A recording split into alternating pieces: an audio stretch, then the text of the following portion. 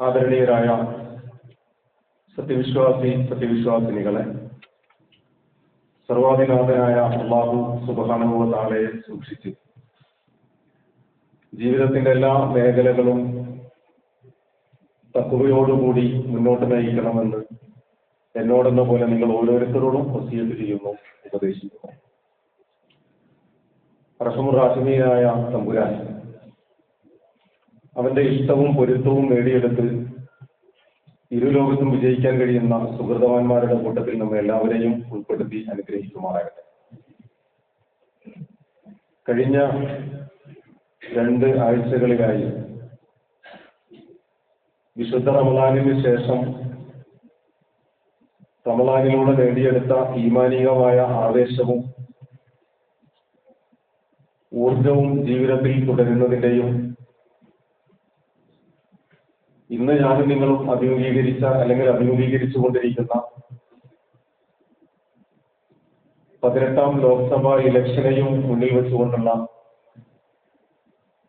ഉത്തരവാദിത്തങ്ങളെ സംബന്ധിച്ച ഓർമ്മപ്പെടുത്തലുകളാണ് നാം നടത്തിക്കൊണ്ടുവന്നത്. അല്ലാഹു സുബ്ഹാനഹു വ തആല ഉമ്മത്തു മുസ്ലിമയെ കേവലം ഒരു ആൾക്കൂട്ടമായി ജീവിക്കാൻ തെരഞ്ഞെടുത്തിട്ടുള്ളതല്ല. അള്ളാഹുവിനോടുള്ള ആരാധനകളും ഇബാദത്തുകളും നിർവഹിക്കുന്നതോടൊപ്പം ഭൂമിയിൽ ഭാരിച്ച ചില ഉത്തരവാദിത്തങ്ങൾ നിർവഹിക്കാൻ അവർ ബാധ്യസ്ഥരാണ്.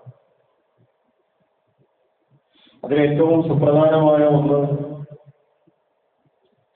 അവരുടെ സാമൂഹിക ജീവിതത്തിൽ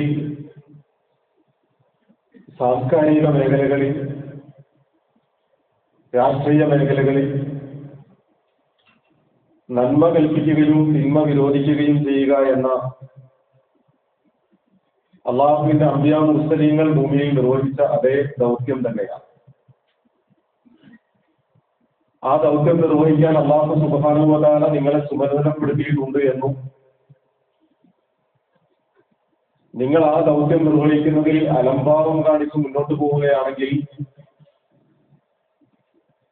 നിങ്ങളുടെ മേൽ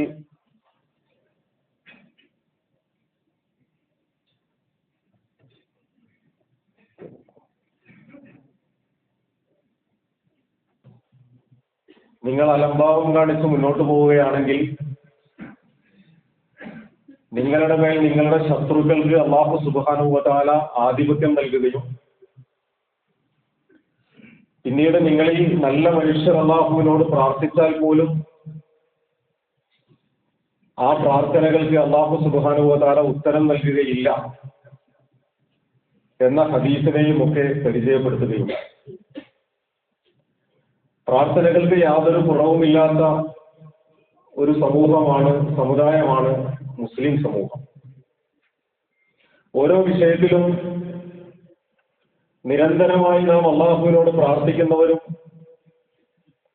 അള്ളാഹുവിന്റെ ഔദാര്യവും അള്ളാഹുവിന്റെ കാരുണ്യവും പ്രതീക്ഷിച്ചുകൊണ്ട് തന്നെ മുന്നോട്ട് പോകുന്നവരുമാണ്. വിശേഷിച്ച് കഴിഞ്ഞ ഖുതുബയിൽ സൂചിപ്പിച്ചതുപോലെ അള്ളാഹുവിന്റെ പ്രവാചകൻ ഇബ്രാഹിം അലൈഹിസ്സലാത്തു വസ്സലാം അള്ളാഹുവിനോട് പ്രാർത്ഥിച്ച റബ്ബി ജഅൽ ഹാദൽ ബലദ ആമിനൻ, ഞങ്ങളുടെ നാടിനെ നിർഭയത്വത്തിന്റെ നാടാക്കി മാറ്റണേ എന്നുള്ള പ്രാർത്ഥന. അല്ലാഹുമ്മ ലാ തുസല്ലിത് അലൈനാ മൻ ലാ യർഹമുനാ, അല്ലാഹുവേ ഞങ്ങളോട് ജീവിതത്തിൽ കരുണ ചെയ്യാത്ത, ഞങ്ങളോട് സ്നേഹവും മമതയും പുലർത്താത്ത ആളുകൾക്ക് ഞങ്ങളുടെ മേൽ ആധിപത്യം നൽകരുത് എന്ന യാചന. ഇങ്ങനെ ധാരാളം പ്രാർത്ഥനകൾ വിശ്വാസികൾ ഉയർത്തിപ്പിടിക്കുന്നുണ്ട്. പക്ഷെ നമുക്കറിയാം, ലോകത്ത് ഇന്ന് വരെ അല്ലാഹു സുബ്ഹാനഹു വ തആല ഒരു സമൂഹത്തെയും അവർ പ്രാർത്ഥിച്ചു എന്ന ഒരൊറ്റ കാരണം കൊണ്ട് രക്ഷപ്പെടുത്തിയിട്ടില്ല.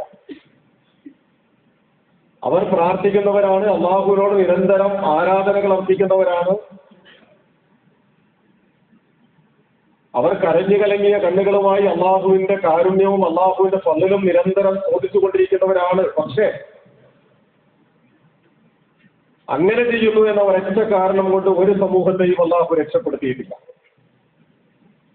അങ്ങനെ രക്ഷപ്പെടുത്തുമായിരുന്നെങ്കിൽ നമ്മൾ ആലോചിച്ച് നോക്കുക, കഴിഞ്ഞ എത്രയോ വർഷങ്ങളായി, പതിറ്റാണ്ടുകളായി ഫലസ്തീനിലെ ജനതയ്ക്ക് വേണ്ടി നാം, ലോകത്തെ മുഴുവൻ മുസ്ലിം സമൂഹവും പ്രാർത്ഥിച്ചുകൊണ്ടിരിക്കുന്നു. ഫലസ്തീനിലെ ജനങ്ങൾ പ്രവർത്തിച്ചുകൊണ്ടിരിക്കുന്നുണ്ട്. പക്ഷെ എന്നിട്ട് പോലും ആ പ്രാർത്ഥനകളിൽ അള്ളാഹുവെ ഫലസ്തീനിലെ ഖുദ്സിനെ, ബൈത്തുൽ മുഖദ്ദസിനെ വിജയിപ്പിക്കണം, വിമോചിപ്പിക്കണം എന്ന പ്രാർത്ഥനകൾ ഉണ്ടായിട്ടും ആ സമൂഹം വിമോചനത്തിന്റെ പാതയിലേക്ക് കടന്നു വന്നിട്ടില്ല. എന്നല്ല, നമ്മൾ ആലോചിച്ച് നോക്കൂ, ലോകത്ത് ഏറ്റവും സുദീർഘമായ കാലയളവ് 195 വർഷം കുരിശുയുദ്ധം നീണ്ടുനിന്നത് അത്രയും വർഷ കാലയളവാണ്. ആ 195 വർഷം കുരിശുയുദ്ധം മുസ്ലിം സമൂഹവും കുരിശു യോദ്ധാക്കളും തമ്മിൽ ഏറ്റുമുട്ടുമ്പോൾ 2 നൂറ്റാണ്ട് കാലം നീണ്ടുനിന്ന ആ യുദ്ധഭൂമിയിൽ മുസ്ലിം സമൂഹം വല്ലാതെ പരാജയത്തിന്റെ കൈപ്പുനീര് കുടിക്കേണ്ടി വന്നിട്ടുണ്ട്. ആ സാഹചര്യങ്ങളിലെല്ലാം നിരന്തരമായി പ്രാർത്ഥനകളുമായി മുസ്ലിം സമൂഹം അള്ളാഹുവിനോട് അപേക്ഷിച്ചിട്ടുമുണ്ട്. പക്ഷേ കുരിശ് യുദ്ധത്തിൽ നിന്ന് വിമോചനത്തിന്റെ വാതിലുകൾ അള്ളാഹു സുബ്ഹാനഹു വ തആല ആ സമൂഹത്തിന് തുറന്നു കൊടുക്കുന്നത് 195 വർഷം പിന്നിടുമ്പോൾ മാത്രമാണ്. എന്തുകൊണ്ട് അത്രയും സുദീർഘമായ കാലയളവ് അവരുടെ പ്രാർത്ഥനകളും അവരുടെ പ്രവർത്തനങ്ങളെയും അള്ളാഹു സുബ്ഹാനഹു വ തആല നിരീക്ഷിച്ച് വിലയിരുത്തി എന്ന് ചോദിച്ചാൽ, കേവലം പ്രാർത്ഥിക്കുക എന്നതിനേക്കാൾ അപ്പുറം പ്രാർത്ഥനയ്ക്കുള്ള ഒരു യോഗ്യതയിലേക്ക് അവർ വളർന്നു വരേണ്ടതുണ്ട് എന്നത് തീർച്ചപ്പെട്ട ഒരു സംഗതിയാണ്. ഞാൻ പറയുന്നത്, നമ്മുടെ രാജ്യം ഒരു തെരഞ്ഞെടുപ്പിനെ അഭിമുഖീകരിച്ചുകൊണ്ടിരിക്കുന്നു. കഴിഞ്ഞ കുത്തുബകളിലെല്ലാം സൂചിപ്പിച്ചതുപോലെ ഈ രാഷ്ട്രീയത്തിൽ, രാഷ്ട്രീയമെന്നാൽ രാഷ്ട്രസംബന്ധിയായത് എന്നാണ് ആ പദത്തിന്റെ അർത്ഥം. പക്ഷേ രാഷ്ട്രസംബന്ധിയായ വാദഗതികൾക്ക് വലിയ പ്രസക്തിയില്ല ഇന്നത്തെ രാഷ്ട്രീയം. പകരം എന്തിനെ കുറിച്ചാണ് സംസാരിച്ചു കൊണ്ടിരിക്കുന്നത് എന്ന് ചോദിച്ചാൽ മതത്തെക്കുറിച്ചാണ്, മതവിശ്വാസങ്ങളെ കുറിച്ചാണ്. വിശേഷിച്ച് മുസ്ലിം സമൂഹത്തെ ആക്ഷേപിക്കുകയും മുസ്ലിം സമൂഹത്തെ മറ്റ് മനുഷ്യർക്കിടയിൽ വിഭാഗീയവും വംശീയവും വർഗീയവുമായ ചേരിതിരിവിലൂടെ നോക്കിക്കാണാൻ പാകപ്പെടുത്തിയെടുക്കുകയും ചെയ്യുന്ന ഒരു ഭരണകൂടമാണ് നമുക്ക് മുമ്പിലുള്ളത്. ഏറ്റവും ഒടുവിലത്തെ വർത്തമാനം നമുക്കറിയാം. രാജസ്ഥാനിലും യുപിയിലും ഒക്കെ നടന്ന രാഷ്ട്രീയ പ്രചരണങ്ങളിൽ പ്രധാനമന്ത്രി പോലും ഉന്നയിക്കുന്ന വർത്തമാനം എന്ത് എന്ന് ചോദിച്ചാൽ, മുസ്ലിങ്ങൾ തെറ്റുപെരുകുന്ന ഒരു സമുദായമാണ് എന്ന നിലവാരത്തിലാണ്. ഇനി കോൺഗ്രസ് എങ്ങാനും അധികാരത്തിലേക്ക് വന്നാൽ നാളിതുവരെ ഇന്ത്യ രാജ്യത്തെ മനുഷ്യരൊക്കെയും സമ്പാദിച്ചു കൂട്ടിയതെല്ലാം ഈ മുസ്ലിം സമൂഹത്തിലേക്ക് വഴിമാറ്റി കൊടുക്കേണ്ടി വരും എന്ന ഒരു ഭീതിയുടെയും പേടിയുടെയും വാത്സല്യം ഉയർത്തിപ്പിടിച്ചുകൊണ്ടാണ് പ്രധാനമന്ത്രി സംസാരിച്ചുകൊണ്ടിരിക്കുന്നത്. ഇത് ആദ്യമായിട്ടുള്ള സംഭവങ്ങളല്ല. ഇതിനേക്കാൾ രൂക്ഷമായ പരാമർശങ്ങൾ ഇതിന് മുൻപുണ്ടായിട്ടുണ്ട്. ഇതിനേക്കാൾ രൂക്ഷമായ പല അടിയൊഴുക്കുകളും ഇപ്പോഴും സംഭവിച്ചുകൊണ്ടിരിക്കുന്നുണ്ട്. സുതാര്യമാണ് കാര്യങ്ങളൊക്കെയും, രഹസ്യമായ അജണ്ടകളൊന്നുമില്ല. നമ്മൾ ആലോചിച്ചു, പ്രധാനമന്ത്രിയും അദ്ദേഹം വിഭാവനം ചെയ്യുന്ന ഒരു ഭാവിയും അദ്ദേഹം പ്രതിനിധാനം ചെയ്യുന്ന രാഷ്ട്രീയ സംവിധാനവും ആളുകളുടെ മുമ്പിൽ ഒന്നും മറച്ചു വെക്കുന്നില്ല. എല്ലാം പ്രത്യക്ഷത്തിൽ എല്ലാവർക്കും തിരിയും വിധത്തിലുള്ള വർത്തമാനങ്ങളെ പറയുന്നു. നമ്മൾ ആലോചിച്ചു നോക്കിയാൽ ഇങ്ങനെ ഒരു വേർതിരിവിന്റെയും വർഗീയതയുടെയും വംശീയതയുടെയും വർത്തമാനവുമായി അതിന്റെ ഒരു നട്ടുച്ചയിൽ എഴുന്നേറ്റ് നിൽക്കുമ്പോൾ മുസ്ലിം സമുദായത്തെ സംബന്ധിച്ചിടത്തോളം വളരെ കൃത്യമായിട്ടുള്ള അവബോധത്തിന്റെയും തിരിച്ചറിവിന്റെയും പാഠങ്ങളുണ്ട്. സൂറത്ത് ആലി ഇമ്രാനിൽ 171 മുതൽ 173 വരെയുള്ള ആയത്തുകളാണ് ഞാൻ ആദ്യം പാരായണം ചെയ്തത്. ശുഹദാക്കളെ കുറിച്ച് പ്രതിപാദിക്കുന്ന ഭാഗമാണ്. രക്തസാക്ഷികളെ കുറിച്ചാണ്. രക്തസാക്ഷികൾ അള്ളാഹുവിൽ ജീവിച്ചിരിക്കുന്നവരാണ്, അവർ മരണപ്പെട്ടവരാണ് എന്ന് നിങ്ങൾ പറയേണ്ടതില്ല എന്നൊക്കെ പറഞ്ഞതിന് ശേഷം അള്ളാഹു സുബ്ഹാനഹു വ തആല പറഞ്ഞു വെക്കുന്നത്, യസ്തബ്ശിറൂന ബിനിഅമത്തിൻ മിനല്ലാഹി വഫളലിൻ വഅന്നല്ലാഹ ലാ യുളീഉ അജ്റൽ മുഅ്മിനീൻ. അള്ളാഹുവിന്റെ ഔദാര്യത്തിൽ നിന്ന്, അള്ളാഹുവിന്റെ അനുഗ്രഹത്തിൽ നിന്ന് അവർക്ക് കിട്ടിയതിനെ കുറിച്ച് അവർ സന്തോഷവാന്മാരായി കഴിഞ്ഞുകൊണ്ടിരിക്കുന്നുണ്ട്. അല്ലാഹു സുബ്ഹാനഹു വ തആല ഒരു വിശ്വാസിയുടെയും അമലുകൾ പാഴാക്കി കളയുന്നില്ല. ഈ ദുനിയാവിൽ അവർക്കതിന്റെ പ്രതിഫലം കിട്ടിയിട്ടില്ലെങ്കിൽ അത് പരലോകത്ത് അവർക്ക് ലഭ്യമാണ്. ഒരാളുടെയും അമലുകൾ അല്ലാഹു വൃഥാവിലാക്കി കളയുന്നില്ല. അല്ലദീന ഇസ്തജാബൂ ലില്ലാഹി വറസൂൽ മിൻ ബഅദി മാ അസാബഹുൽ ഖർഹ്. ജീവിതത്തിൽ വിപത്തുകളെയും പരീക്ഷണങ്ങളെയും അഭിമുഖീകരിക്കേണ്ടി വന്നതിന് ശേഷം അള്ളാഹുവിനോടും അള്ളാഹുവിന്റെ റസൂലിനോടും ഉത്തരം ചെയ്ത ആളുകളുണ്ടല്ലോ. ജീവിതത്തിൽ ഒരുപാട് പരീക്ഷണങ്ങൾ നേരിടേണ്ടി വരും, ഒറ്റപ്പെടുത്തലുകൾ നേരിടേണ്ടി വരും, അസ്തിത്വം ചോദ്യം ചെയ്യപ്പെടേണ്ടി വരും, നിങ്ങളുടെ നിലനിൽപ്പ് ചോദ്യം ചെയ്യപ്പെടേണ്ടി വരും, നിങ്ങളുടെ സാമ്പത്തിക മേഖലകൾ തകർത്തെറിയും എന്ന് വേണ്ട നിങ്ങളുടെ സ്വസ്ഥവും സമാധാനപൂർണവുമായ നിലനിൽപ്പ്, അതാണല്ലോ ഭൂമിയിൽ ഫസാദ് ഉണ്ടാക്കുക എന്ന് പറയുന്നത്. നിങ്ങളുടെ ശാന്തിയും സമാധാനവും, ഇസ്ലാം എന്നുള്ള പദത്തിന്റെ അർത്ഥം സമാധാനം എന്നാണ്. പക്ഷെ മുസ്ലിങ്ങൾ കുഴപ്പക്കാരാണ് എന്ന വലിയ തെറ്റിദ്ധാരണയെ ഈ സമൂഹം ഒരുപക്ഷെ ഏറ്റെടുത്തേക്കും. നിങ്ങൾ ഒറ്റപ്പെട്ടേക്കാം, നിങ്ങൾ വിപത്തുകൾ ബാധിക്കുന്നവരായി മാറിയേക്കാം. പക്ഷെ ആ വിപത്തുകൾക്ക് ശേഷവും അല്ലദീന ഇസ്തജാബൂ ലില്ലാഹി വറസൂൽ, അള്ളാഹുവിനോടും അള്ളാഹുവിന്റെ റസൂലിനോടും ഉത്തരം ചെയ്ത ആളുകളുണ്ടല്ലോ, അഹ്സനൂ മിൻഹും, അവർ ജീവിതം കൊണ്ട് അവരുടെ അമലുകൾ നന്നാക്കിയ ആളുകൾ, വസ്തഖൂ അജ്റൻ അലീം, അള്ളാഹുവിനെ സൂക്ഷിക്കുകയും ചെയ്ത ആളുകൾക്ക് മഹത്തായ പ്രതിഫലമുണ്ട്. ഇതൊരു ആമുഖമാണ് യഥാർത്ഥത്തിൽ.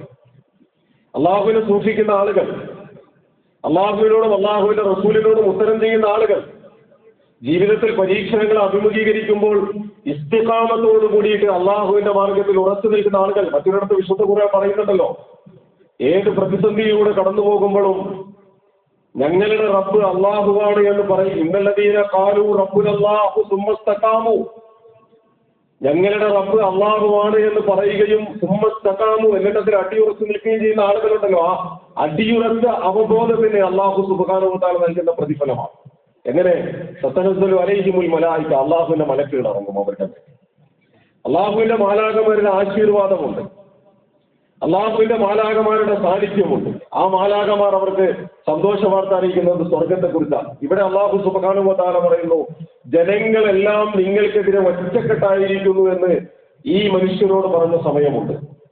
അവരോട് പറയുക, അല്ലദീന ഖാല ലഹുമുന്നാസ് ഇന്നന്നാസ ഖദ് ജമഊ ലക്കും ഫഖ്ശൗഹും, ജനങ്ങളെല്ലാവരും നിങ്ങൾക്കെതിരിലാണ്, നിങ്ങൾക്ക് അനുകൂലമായിട്ട് ആരുമില്ല, അതുകൊണ്ട് ഫഖ്ശൗഹും, നിങ്ങൾ അവരെ ഭയപ്പെടണമെന്ന് പറഞ്ഞ ഒരു സന്ദർഭം ഉണ്ടായിരുന്നു. നിങ്ങൾക്ക് നിലനിൽപ്പില്ല, നിങ്ങൾ പരാജിതരാണ്, നിങ്ങൾ കുടിയൊഴിഞ്ഞു പോകേണ്ടി വരും, നിങ്ങൾ അങ്ങേയറ്റത്തെ കയ്യേറ്റങ്ങൾക്ക് വിധേയരാകും എന്ന് ഇവരോട് പറഞ്ഞ സന്ദർഭത്തിൽ ആകെ സംഭവിച്ച മാറ്റം എന്താണ് എന്ന് ചോദിച്ചാൽ, ഫസാദഹും ഈമാനൻ വഖാലു ഹസ്ബുനല്ലാഹു വനിഅമൽ വകീൽ. അവരാകെ പറഞ്ഞ വർത്തമാനം, അവരുടെ ഈമാൻ അങ്ങോട്ട് വർദ്ധിച്ചു. ശരി, ഞങ്ങൾക്കെതിരെ ആളുകൾ ഒറ്റക്കെട്ടായിട്ടുണ്ട്, ഈ പ്രപഞ്ചം മുഴുവനും ഞങ്ങൾക്കെതിരെ ഒറ്റക്കെട്ടായിട്ടുണ്ട്, പക്ഷെ ഞങ്ങൾക്ക് ഞങ്ങളുടെ റബ്ബുണ്ടല്ലോ.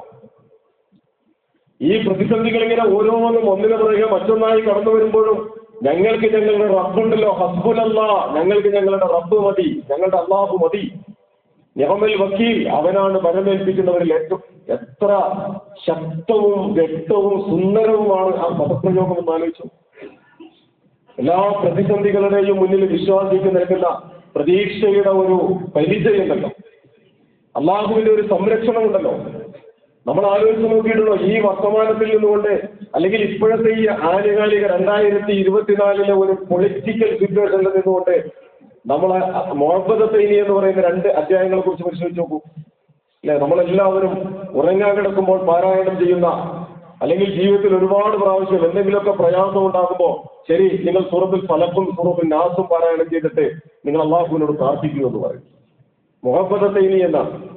ആ മുഹബ്ബത്ത് തൈനി എന്ന് 2 അധ്യായങ്ങളെ, ഖുൽ അഊദു ബിറബ്ബിൽ ഫലഖ് എന്ന് തുടങ്ങുന്ന, ഖുൽ അഊദു ബിറബ്ബിൻ നാസ് എന്ന് തുടങ്ങുന്ന ഈ 2 അധ്യായങ്ങളെ ചേർത്ത് പറയുന്ന തലക്കെട്ടാണ് അൽ മുഹബ്ബത്ത് തൈനി എന്ന് പറയുന്നത്. എന്ന് പറഞ്ഞാൽ അള്ളാഹുവിനോട് അഭയം തേടുന്ന 2 അധ്യായങ്ങളാണ്.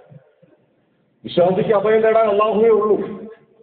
ഇനി ആ അധ്യായങ്ങളിൽ അള്ളാഹു സുബ്ഹാനഹു വ തആല പറഞ്ഞു വെച്ച വർത്തമാനങ്ങളെ കുറിച്ച് നമ്മൾ ആലോചിച്ച് നോക്കൂ. ഖുൽ അഊദു ബിറബ്ബിൽ ഫലഖ്, പ്രഭാതത്തിന്റെ റബ്ബിനോട് ഞാൻ അഭയം തേടുന്നു, എനിക്ക് അഭയം തേടാൻ എന്റെ റബ്ബ് മാത്രമേ ഉള്ളൂ. എന്തിൽ നിന്നാണ് ഞാൻ അഭയം തേടുന്നത്? മിൻ ശർരി മാ ഖലഖ്, അവൻ സൃഷ്ടിച്ചവയുടെ ഉപദ്രവത്തിൽ നിന്ന്. നിസ്സാരമാണ്. പക്ഷെ നമ്മൾ പലപ്പോഴും മനസ്സിലാക്കുക, മിൻ ശർരി മാ ഖലഖ, അവൻ സൃഷ്ടിച്ചവയുടെ ഉപദ്രവത്തിൽ നിന്ന് പറയുമ്പോൾ എന്തോ രോഗബാധയിൽ നിന്ന്, അല്ലെങ്കിൽ ചെറിയ ചെറിയ പ്രയാസങ്ങളിൽ നിന്ന്, വേദനകളിൽ നിന്ന്, ബുദ്ധിമുട്ടുകളിൽ നിന്ന്. അതേ ആയത്തിനെ നമ്മൾ നമ്മുടെ സാമൂഹിക അന്തരീക്ഷവുമായിട്ടൊന്ന് ഘടിപ്പിച്ചു നോക്കൂ. എന്നിട്ട് ആ അധ്യായത്തിന്റെ അവസാനം പറഞ്ഞു വെക്കുന്ന വമിൻ ശർരി ഹാസിദിൻ ഇദാ ഹസദ് എന്ന് പറയുന്ന ഒരു പദമുണ്ട് അല്ലേ? അസൂയാലു അസൂയപ്പെടുമ്പോ ആ അസൂയാലുവിന്റെ ഉപദ്രവത്തിൽ നിന്ന് അള്ളാഹുവെ ഞാൻ നിന്നോട് അഭയം തേടുന്നു. ഇന്ന് മുസ്ലിം സമുദായത്തോട് ഏറ്റവും വലിയ അസൂയ പുലർത്തിക്കൊണ്ടിരിക്കുന്നവരാരാണ്? മുസ്ലിം സമുദായത്തോട് അസൂയയല്ലാതെ മറ്റെന്താണ് ഈ പറയപ്പെടുന്ന മുസ്ലിം സമുദായത്തെ തേജോവധം ചെയ്യുന്നതിൽ അല്ലെങ്കിൽ അപരവൽക്കരിക്കുന്നതിൽ, അരികവൽക്കരിക്കുന്നതിന്റെ പിന്നിലുള്ള യാഥാർത്ഥ്യം എന്താണ്? അസൂയയല്ലാതെ. അപ്പൊ യഥാർത്ഥത്തിൽ ഈ കാലഘട്ടത്തിൽ മുസ്ലിം സമൂഹം നിരന്തരം പാരായണം ചെയ്തുകൊണ്ടിരിക്കുന്ന ഈ ആയത്തിനും ഒരു പൊളിറ്റിക്കൽ സ്റ്റാറ്റസ് ഉണ്ട് എന്ന് നമുക്ക് തിരിച്ചറിയാൻ പറ്റും. ഇനി അത് മാത്രമാണോ? അതിനുശേഷം നമ്മൾ പാരായണം ചെയ്യുന്ന കുല്ലാഊദു ബിറബ്ബിന്നാസ്, മലിക്കിന്നാസ്, ഇലാഹിന്നാസ്, ആ 3 പദമുണ്ടല്ലോ. റബ്ബിന്നാസ്, ജനങ്ങളുടെ റബ്ബാണ്. എന്റെ റബ്ബ് എന്നല്ല, എന്റെ റബ്ബിനോടല്ല അഭയം തേടിയത്. എന്റെ റബ്ബിനോട് നമ്മൾ അഭയം തേടിയിട്ടില്ല ആ അധ്യായത്തിൽ. ആ അധ്യായത്തിൽ നമ്മൾ നിരന്തരം ചോദിക്കുന്ന ചോദ്യം മുഴുവൻ ജനങ്ങളുടെ റബ്ബിനോടാണ്, ജനങ്ങളുടെ ഉടമസ്ഥനോടാണ്, ജനങ്ങളുടെ ആരാധ്യനോടാണ്. എന്റെ ആരാധ്യനോട് ഞാൻ അഭയം തേടുന്നു നമ്മൾ പറഞ്ഞില്ലല്ലോ. എന്റെ റബ്ബിനോട് ഞാൻ അഭയം തേടുന്നു നമ്മൾ പറഞ്ഞില്ല. എന്നിട്ട് നമ്മൾ ചോദിക്കുന്ന ചോദ്യം എന്താണെന്ന് ചോദിച്ചാൽ, എന്തിൽ നിന്നാണ് അഭയം തേടുന്നത് എന്ന് ചോദിച്ചാൽ, മിൻ ശർരിൽ വസ്വാസിൽ ഖന്നാസ്, ജനങ്ങളുടെ ഹൃദയങ്ങളിൽ നിരന്തരം ദുർബോധനം നടത്തിക്കൊണ്ടിരിക്കുന്ന ദുർബോധകന്റെ ഉപദ്രവത്തിൽ നിന്ന്. ആരാ ദുർബോധകൻ? ഇബ്ലീസാണ് അല്ലെ? ഇബ്ലീസിനെ കുറിച്ച് മാത്രമല്ലല്ലോ ആ ആയത്തിനെ തുടർന്ന് പറഞ്ഞെന്താ? ജനങ്ങളുടെ ഹൃദയങ്ങളിൽ ദുർബോധനം നടത്തിക്കൊണ്ടിരിക്കുന്ന അല്ലദീ യുവസ്വിസു ഫീ സുദൂരിന്നാസ്, ജനങ്ങളുടെ ഹൃദയങ്ങളിൽ ഉപദ്രവം നടത്തിക്കൊണ്ടിരിക്കുന്ന മിനൽ ജിന്നതി വന്നാസ്, ജിന്നുകളിലും മനുഷ്യരിൽപ്പെട്ട ദുർബോധകരാണ്. ആ ഒരൊറ്റ പദം മാത്രം നമ്മൾ പഠിച്ചു നോക്കും. മനുഷ്യരിൽപ്പെട്ട ദുർബോധകർ ആരാണ് എന്ന് ചോദിച്ചാൽ, ഇന്ന് നമ്മുടെ മുമ്പിൽ നിലനിൽക്കുന്ന ഒരുപാട് മീഡിയകൾ മനുഷ്യരുടെ മുമ്പിലെ ദുർബോധകരാണ്. ഇന്ന് നമ്മുടെ മുമ്പിൽ നിലനിൽക്കുന്ന, നേരത്തെ സൂചിപ്പിച്ചതുപോലെ പ്രധാനമന്ത്രി അടക്കം അദ്ദേഹം നേതൃത്വം കൊടുക്കുന്ന ഇസ്ലാം വിമർശനത്തിന്റെയും ഇസ്ലാമോ ഫോബിയ പടർത്തുന്നതിന്റെയും ഇതിൽ പണിയെടുത്തുകൊണ്ടിരിക്കുന്ന ഓരോന്നും മനുഷ്യരിൽപ്പെട്ട ദുർബോധകരാണ്. ഈ ദുർബോധകരുടെ ഉപദ്രവത്തിൽ നിന്ന് അള്ളാഹുവെ ഞാൻ അഭയം തേടുന്നു എന്ന് ജനങ്ങളുടെ റബ്ബിനോട്, ജനങ്ങളുടെ ഇലാഹിനോട്, ജനങ്ങളുടെ രാജാവിനോട് അഭയം തേടുന്നു എന്ന് പറയുമ്പോൾ ആ പറയുന്ന വർത്തമാനത്തിൽ ജനങ്ങളുടെ എന്ന് ചേർത്ത് വെക്കുന്നതിൽ തന്നെ ഒരു വലിയ സാമൂഹ്യപരത ഒളിച്ചു വെച്ചിട്ടുണ്ട്. അതിന് കൃത്യമായ ഒരു രാഷ്ട്രീയവും കൃത്യമായ ഒരു സാമൂഹ്യ ശാസ്ത്രവും. നമ്മൾ അഭയം തേടിയത് ജനങ്ങളുടെ റബ്ബിനോടാണ്. കാരണം ജനങ്ങൾക്കിടയിലാണ് പ്രശ്നമുള്ളത്. ജനങ്ങളുടെ മനസ്സിലാണ് ദുർബോധനം ചെയ്തിട്ടുള്ളത്. ജനങ്ങളുടെ മനസ്സിലാണ് വിദ്വേഷത്തിന്റെ വിത്ത് വിതച്ച് ആ വിത്തുകളൊക്കെ വടവൃക്ഷങ്ങളായി മുളച്ചു പൊന്തിയിട്ടുള്ളത്. ജനങ്ങളുടെ ഹൃദയങ്ങളിലാണ് പകയുടെയും വംശീയതയുടെയും വർഗീയതയുടെയും മുഖച്ചുരുളുകൾ ഉരുണ്ടുകൂടിയിട്ടുള്ളത്. അപ്പൊ അവിടെ ജനങ്ങളുടെ ഇടയിൽ സംഭവിച്ചിട്ടുള്ള ഈ വിപത്തുകളെ തകർത്തെറിയണമെങ്കിൽ ഒരു മനുഷ്യന് അഭയം തേടാനുള്ളത് ജനങ്ങളുടെ റബ്ബിനോടാണ്, ജനങ്ങളുടെ ഇലാഹിനോടാണ്. ആ ചോദ്യങ്ങളൊന്നും സ്വകാര്യമായിട്ട് ചോദിക്കുന്ന ചോദ്യങ്ങളല്ല എന്നത് ആ ആയത്തുകളുടെ ഘടനയിൽ നിന്ന് നമുക്ക് മനസ്സിലാവും. ഇനി നമ്മൾ ആലോചിക്കേണ്ടത്, അങ്ങനെ ചോദിക്കുന്ന ആ ചോദ്യങ്ങൾ ചോദിക്കാനുള്ള ഒരു ധാർമ്മിക നിലവാരമുണ്ട്. വെറുതെ ചോദിക്കലല്ലോ. നമ്മളൊരു ഗവൺമെന്റ് ഓഫീസിൽ ചെന്നാൽ ഒരു അപേക്ഷ സമർപ്പിക്കണമെങ്കിൽ ആ അപേക്ഷയോടൊപ്പം സമർപ്പിക്കേണ്ട രേഖകളെല്ലാം ചേർത്ത് സമർപ്പിച്ചാലേ അപേക്ഷ അവിടെ സ്വീകരിക്കും. സംഗതി ശരിയാണ്, എന്റെ വീടിന്റെ പണി കഴിഞ്ഞിട്ടുണ്ട്, ആ പണി കഴിഞ്ഞു എന്ന് എന്റെ നാട്ടിലെ മുഴുവൻ മനുഷ്യർക്കും അറിയാം, എന്റെ വാർഡ് മെമ്പർക്കും അറിയാം. പക്ഷെ പഞ്ചായത്ത് ഓഫീസിൽ നിന്ന് വീടിന് നമ്പർ ഇട്ട് കിട്ടണമെങ്കിൽ അതിന്റെ ഡോക്യുമെന്റുകൾ ഓരോന്നും കൃത്യമായി സമർപ്പിക്കണം. അപ്പൊ അപേക്ഷകൾ സ്വീകരിക്കണമെങ്കിൽ ആ അപേക്ഷ സ്വീകരിക്കാൻ ആവശ്യമായ മാനദണ്ഡങ്ങൾ പൂർത്തീകരിക്കാൻ പറ്റും. അപ്പൊ നമ്മൾ മുഹമ്മദത്തൈന് പാരായണം ചെയ്യുന്നുണ്ടെങ്കിൽ അള്ളാഹുവിന്റെ മുമ്പിലേക്ക് ഉയർത്തിപ്പിടിക്കുന്നത് കേവലം വ്യക്തിപരമായ ആവശ്യങ്ങളല്ല. വ്യക്തിപരമായ ആവശ്യങ്ങളുണ്ട്, അതിനേക്കാൾ ഉപരി സാമൂഹ്യമായ, രാഷ്ട്രീയമായ, സാംസ്കാരികമായ ഒരുപാട് ആവശ്യങ്ങൾ നമ്മൾ ചേർത്ത് വെച്ചുകൊണ്ടാണ് അള്ളാഹുവിനോട് ചോദിച്ചു. ആ ചോദ്യങ്ങൾക്ക് അള്ളാഹു സുബ്ഹാനഹു വ തആല ഉത്തരം നൽകണമെങ്കിൽ അതിൽ പാകത്തിലുള്ള നമ്മുടെ തയ്യാറെടുപ്പുകൾ, മുന്നൊരുക്കങ്ങൾ ഉണ്ടാകണം. പലപ്പോഴും ഞാൻ സൂചിപ്പിച്ചിട്ടുണ്ട്. 2006 Abu Dhabi Sheikh Zayed Al Nahyan രചിച്ച ഒരു പുസ്തകമുണ്ട് അറബി ഭാഷയിൽ. റുഇയ എന്നാണ് ആ പുസ്തകത്തിന്റെ പേര്. റുഇയ എന്ന് പറഞ്ഞാൽ 2 അർത്ഥമുണ്ട്. ഒന്ന് കാഴ്ചപ്പാട് എന്നാണ്, മറ്റൊന്ന് സ്വപ്നം എന്നാണ്. 2 അർത്ഥവും അവിടെ ഫിറ്റാണ്. അദ്ദേഹം ആ റുഇയ എന്ന് പറയുന്ന ഈ പുസ്തകത്തിന്റെ എന്റെ സങ്കല്പം അല്ലെങ്കിൽ എന്റെ സ്വപ്നം, എന്റെ കാഴ്ചപ്പാട് എന്ന് പറയുന്ന പുസ്തകത്തിന്റെ ആമുഖത്തിൽ ഒരു കൊച്ചു കഥ വിശദീകരിക്കുക. ആമുഖത്തിൽ അദ്ദേഹം എഴുതി വെച്ച കഥ എന്താണെന്ന് വെച്ചാൽ, ഒരു പൂന്തോട്ടത്തിൽ അല്ലെങ്കിൽ ഒരു പാർക്കിൽ, ഞാൻ മുമ്പൊരിക്കൽ സൂചിപ്പിച്ചിട്ടുണ്ട്, ഒരു മാൻപേട ഇങ്ങനെ ഓട്ടം പരിശീലിച്ചു കൊണ്ടിരിക്കാം. അപ്പൊ ഓട്ടം പരിശീലിച്ചുകൊണ്ടിരിക്കുന്ന ഈ മാൻപേടയോട് മറ്റൊരു മാൻപേട വന്നിട്ട് ചോദിക്കുകയാണ്, എന്തിനാണ് ഇങ്ങനെ ഓടുന്നത്? ഇങ്ങനെ ഓടി പരിശീലിക്കേണ്ടതില്ല. നിനക്ക് നൈസർഗികമായ ഒരു ഓട്ടത്തിലുള്ള കഴിവ് അല്ലാഹു സുബ്ഹാനഹു വ തആല നിന്റെ സൃഷ്ടാവ് നൽകിയിട്ടുണ്ടല്ലോ. നിന്നെ പിടിക്കാൻ വരുന്ന ശത്രുക്കളിൽ നിന്ന് ഓടി മാറാൻ, കുതറി മാറാനുള്ള വേഗതയും ശാരീരിക ശേഷിയും ഒക്കെ നൽകിയിട്ടുണ്ട്. പിന്നെ നീ എന്തിനു പരിശീലിക്കണമെന്ന് ചോദിച്ചു. അപ്പൊ ഈ മാൻപേട ചോദിച്ച മാൻപേടയോട് ചൂണ്ടിക്കാണിച്ചു കൊടുക്കുന്നത് മറുഭാഗത്ത് മറ്റൊരു സിംഹം ഓട്ടം പരിശീലിച്ചു കൊണ്ടിരിക്കുന്നതാണ്. എന്നിട്ട് പറഞ്ഞു, അതാ അപ്പുറത്തുള്ള ആ സിംഹം ഉണ്ടല്ലോ, ആ സിംഹം പരിശീലിച്ചു കൊണ്ടിരിക്കുന്നത് എങ്ങനെ നമ്മളെ വേട്ടയാടാമെന്നാണ്. സിംഹം എങ്ങനെ നമ്മളെ വേട്ടയാടാമെന്ന് പരിശീലിക്കുന്നുണ്ടെങ്കിൽ അതിനേക്കാൾ വലിയൊരു പരിശീലനം നടത്തിയാൽ മാത്രമല്ലേ നമുക്ക് പിടിച്ചു നിൽക്കാൻ കഴിയൂ, നമുക്ക് രക്ഷപ്പെടാൻ കഴിയൂ. ഈ മാൻപേടയുടെ ചോദ്യം യഥാർത്ഥത്തിൽ ഏത് കാലഘട്ടത്തിലും മുസ്ലിം സമുദായത്തിന്റെ നിലനിൽപ്പിന് വേണ്ടിയുള്ള പോരാട്ടത്തിൽ, നിലനിൽപ്പിന് വേണ്ടിയുള്ള അവരുടെ ഇടപെടലുകളിൽ പ്രസക്തമാണ്. കാരണം മറുഭാഗത്ത് കൃത്യമായ അജണ്ടകളോടുകൂടി, തികഞ്ഞ ആസൂത്രണ മികവോടുകൂടി, എല്ലാ സംവിധാനങ്ങളോടും കൂടിയിട്ട് അവർ മുന്നോട്ട് പോകും. അതുകൊണ്ടല്ലേ വിശുദ്ധ ഖുർആൻ ഏറ്റവും കൂടുതൽ തവണ പ്രയോഗിച്ചത് മഹാനായ മൂസ അലൈഹി സ്വലാത്തു വസ്സലാമിന്റെ ചരിത്രമാണ്. മൂസ അലൈഹി സ്വലാത്തു വസ്സലാമിന്റെ ചരിത്രം എന്തിനു പ്രതിപാദിക്കൂ എന്ന് ചോദിച്ചാൽ, മൂസ അലൈഹി സ്വലാത്തു വസ്സലാമിനെ അങ്ങനെ ഒരു വ്യക്തിത്വം നമ്മുടെ മുമ്പിൽ പരിചയപ്പെടുത്തുന്നതിനപ്പുറം അവിടെ തകർത്തെറിയപ്പെട്ട ഫിർഔനിനെ പരിചയപ്പെടുത്തൽ കൂടിയുണ്ട്. അങ്ങനെയാണല്ലോ ഫറോവയുടെ കൊട്ടാരത്തിൽ ഏതൊരു ഫിർഔനാണോ നിഗ്രഹിക്കപ്പെടേണ്ടത്, അതേ ഫിർഔന്റെ ഉപ്പും ചോറിൽ നിന്ന് വളരുന്ന ഒരു മൂസ എന്ന് പറയുന്ന ചെറുപ്പക്കാരൻ.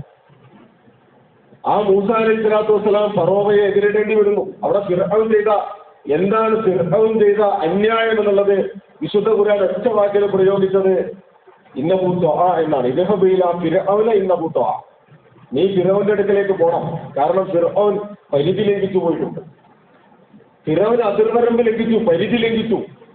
എങ്ങനെയാണ് ഫിർഔൻ പരിധി ലംഘിച്ചത് എന്ന് ചോദിച്ചാൽ,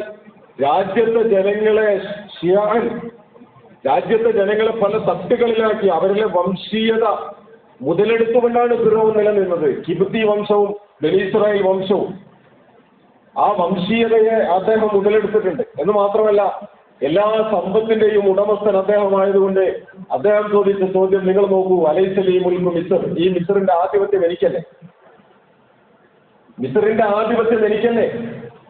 അദ്ദേഹം മിസ്റിന്റെ ആധിപത്യം ഫിർഔനിൽ തന്നെയാണ്.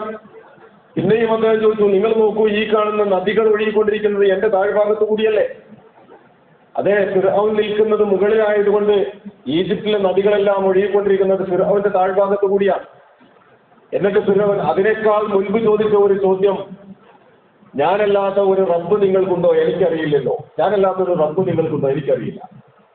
പക്ഷെ അവസാനം അദ്ദേഹം ചോദിക്കുന്ന ചോദ്യം, അദ്ദേഹം പറയുന്ന വർത്തമാനം, അന റബ്ബുക്കുമില്ല, ഞാനാണ് നിങ്ങളുടെ ഏറ്റവും വലിയ റബ്ബ്. ഈ ഒരു ചെറിയ വർത്തമാനം ഉണ്ടല്ലോ, ഞാനല്ലാത്ത ഒരു റബ്ബ് നിങ്ങൾക്കുണ്ടോ? എന്തെങ്കിലും നിങ്ങൾ പറ, എനിക്കറിയില്ല. ഈജിപ്തിന്റെ ആധിപത്യം എനിക്കല്ലേ? ഈജിപ്തിലെ നദികൾ ഒഴുകുന്നത് എന്റെ താഴ്ഭാഗത്ത് കൂടിയല്ലേ? ഞാനാണ് ഏറ്റവും ഉന്നതനായ റബ്ബ്. നമ്മൾ കണ്ടുകൊണ്ടിരിക്കുന്ന ഏകാധിപത്യത്തിന്റെ ഒരു പൊതുഭാവം അങ്ങനെയാണ്. അത് ചിലപ്പോൾ ജനാധിപത്യം എന്ന് പേര് വിളിക്കുന്നുണ്ടാവും. പക്ഷെ ഏകാധിപത്യത്തിന്റെയും ഫാസിസത്തിന്റെയും ഒക്കെ ഒരു പൊതു സ്വഭാവം എന്ന് പറയുന്നത് ഈ ഫിർഔനിലൂടെ വിശുദ്ധ ഖുർആൻ പറഞ്ഞ് പഠിപ്പിച്ച, പങ്കുവെച്ച ആ ചരിത്ര പാഠങ്ങളിൽ ഉണ്ട് എന്നാണ്. എന്ന് മാത്രമല്ല, ജനങ്ങളെ കക്ഷികളായി ഭിന്നിപ്പിച്ച് അവർക്കിടയിൽ വിദ്വേഷത്തിന്റെ വിത്ത് വിതച്ചുകൊണ്ടാണ് ഈ ഭരണകൂടങ്ങളെല്ലാം നിലനിന്നിട്ടുള്ളത്. ആ വിദ്വേഷത്തിന്റെ വിത്ത് വിതച്ചിടത്ത് അവർ പറഞ്ഞു വെച്ച വർത്തമാനമോ, ഇവർ അധികാരത്തിലേക്ക് വന്നാൽ ഇവർ തെറ്റുകൂട്ടുന്നവരാണ്, ഇവർ അധികാരത്തിലേക്ക് വന്നാൽ നിങ്ങളെ നാട്ടിൽ, നമ്മുടെ നാടുകളിൽ നിന്ന് പുറത്താക്കി കളയും. അത് തന്നെയാണ് ഫിർഔനും പറയുന്നത്, അത് തന്നെയാണ് ഇന്നത്തെ ഫാസ്റ്റും പറയുന്നത്. അപ്പൊ ഞാൻ പറയുന്നത്, വിശുദ്ധ ഖുർആൻ ഈ ചരിത്രമൊക്കെ നമ്മുടെ മുമ്പിൽ ഇങ്ങനെ പറഞ്ഞു നോക്കുന്നു. പ്രാർത്ഥനകളെ കുറിച്ച് നമ്മളോട് പറയുന്നു. നിങ്ങൾ ഈ രാജ്യത്ത് പെറ്റുകൂട്ടുന്ന ഒരു സമുദായമാണ് എന്ന് ചരിത്രത്തെ കുറിച്ച് നമുക്കൊന്ന് പഠിക്കണം. എങ്ങനെ ഇന്ത്യ രാജ്യത്തെ കച്ചവടത്തിന്റെ കുത്തക ആർക്കായിരുന്നു എന്ന് ചോദിച്ചാൽ ഒരു കാലഘട്ടത്ത് മുസ്ലിം സമുദായത്തിനാണ് കച്ചവടത്തിന്റെ കുത്തക. നമ്മൾ ആലോചിച്ച് നോക്കൂ, ഒരുമാതിരിപ്പെട്ട ഇന്ത്യയിലെ അറിയപ്പെട്ട കച്ചവട കേന്ദ്രങ്ങളുടെ എല്ലാത്തിന്റെയും പേരുകൾ ഹൈദരാബാദ്, മുറാദാബാദ്, ഇങ്ങനെ തുടങ്ങിയിട്ട് ഒരുപാട് മുസ്ലിം ചുവയുള്ള, അറബി ചുവയുള്ള, ഉറുദു ചുവയുള്ള നല്ല പേരുകളുള്ള കച്ചവട കേന്ദ്രങ്ങൾ എടുത്ത് നോക്കൂ.